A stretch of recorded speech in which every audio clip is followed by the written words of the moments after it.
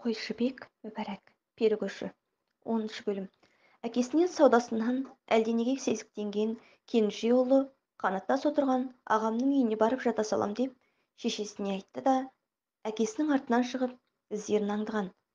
Қалың қарағайлы бетпен жанасалап бірге жүріп отырған еді. Үңгірге жеткенше бақбөр бұған бірнеше рет келіп кетті. Әкесінің құлағынанды неге сойғанын түсіне алмады.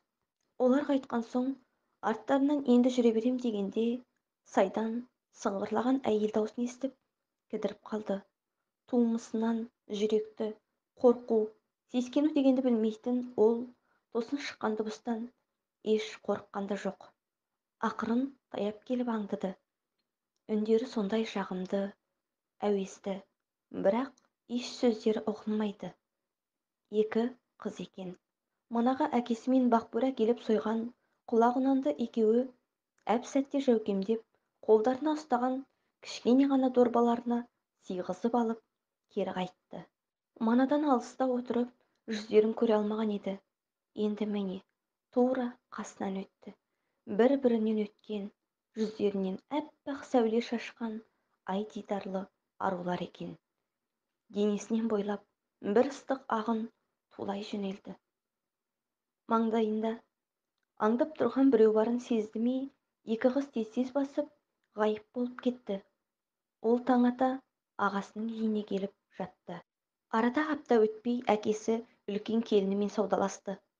Төркінінен келген ала сиырды өзінің көшкенде жүк артып жүрген атанға бергісіз көгінгенге айырбастап алды. Басқалары онша сәп салмағанымен кенже ұлы бұл жолы қатты қуанды. Анау күннен бері сол қыздарды тағы бір көрсем деген құштарлығы күндіз күлкіден, түнде ұйқыдан айырған еді. Кеш болмай сайдың аяқ жағындағы көрші ауылға барып қайтам деп шықты да қабырғалап барып тура үңгірдің желкесіне атын қаңтарды да бекініп жатты. Түн ортасы ауа алдымен алып ұшып бақбөр жетті. Ата, ата, арқан бер деп қоярда қоймай аттың шылбырын алып кетті.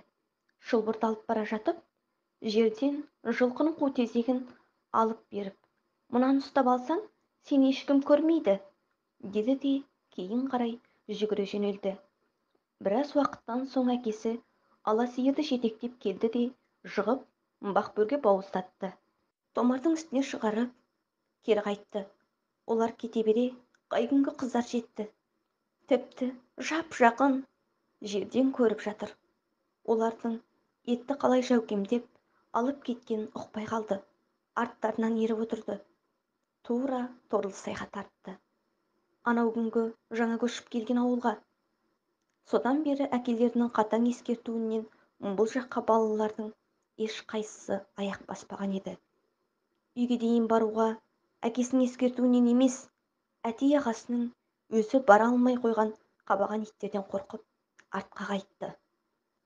Арада 2-3 күн өткеннен кейін Жәми апасы шақырып алып, ләм-мим деместен бетіне біраз қарап отырды да, кет деп ымдап шығарып жіберіп әкесін шақыртты. Жалғасы бар.